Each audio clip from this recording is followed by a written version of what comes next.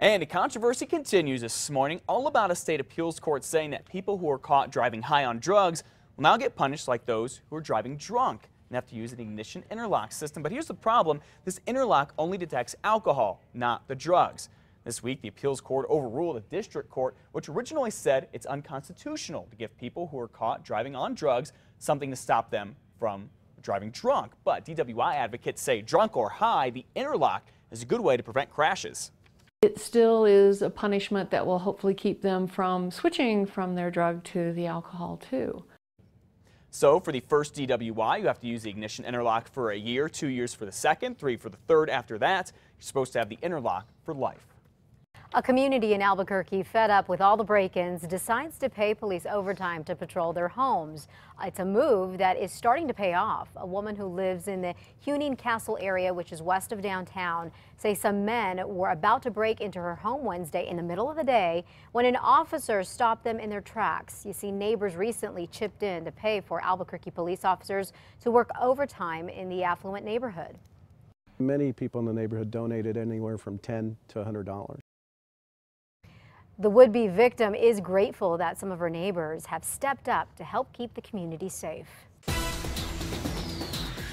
In some overnight news now, Albuquerque police are looking for whomever slammed into a pedestrian, then took off. This happened about 9:30 last night at San Pedro and Zimmerman Northeast. The man who was hit was rushed to the hospital. He should survive. And later today, we should learn the name of the woman who was hit and killed yesterday. She was walking in the middle of Montgomery near Louisiana in the Northeast Heights. Police say this woman was not in a crosswalk, tried to cross the road near the TJ Maxx store. They say the driver slammed on the brakes and swerved, but just simply couldn't avoid the woman. Montgomery was shut down for about 3 hours, but is back to normal this morning.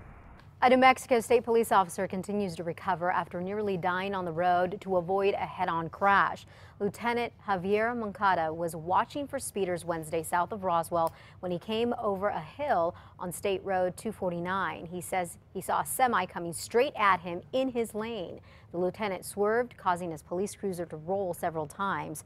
The officer has head, neck, and back injuries. By the way, the semi kept going and still has not been found.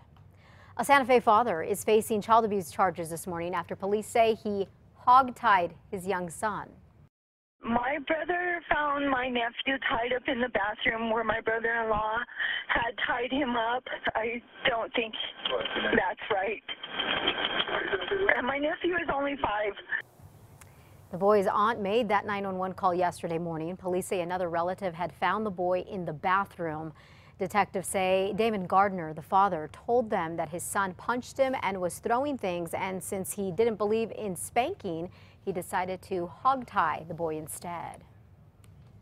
In other news this morning, the wait is almost over. Apple fans are finally going to get to sink their teeth into Apple's latest smartphone. We're talking about the iPhone 5, of course. Yes, phone goes on sale in just a few hours, and people have been lining up for this, not just for hours, but in some cases more than a day to make sure they get one. News 13's David Romero is with them live at the Apple Store, ABQ Uptown. David, what's the crowd like out there?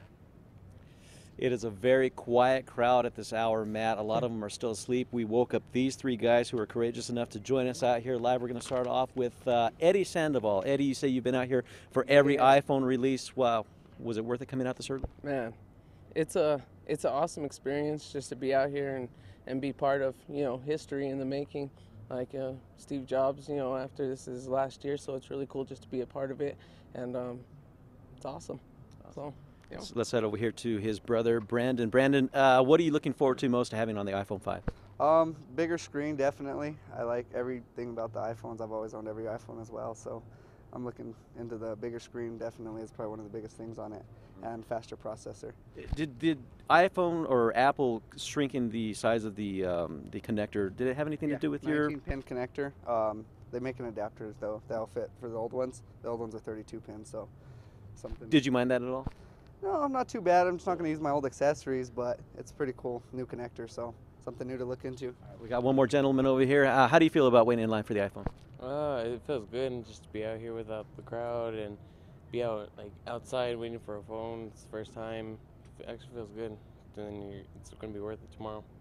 Awesome. And just to give you guys a heads up, these guys are big time spenders. They're springing for the 64 gig iPhone, so I'm a little bit jealous. I'm lucky if I get the 16 gig, but I'm going to get it. So back to you guys. All right, you and a whole lot of other people. In fact, I think 10 million will have this phone by the end of this week. Thanks, David. We'll check in with you in a little bit. Now, remember, if you pre-ordered that iPhone online, thinking you're going to get it today, it's not going to happen. They're back ordered because so many people ordered one early. In fact, 2 million of them.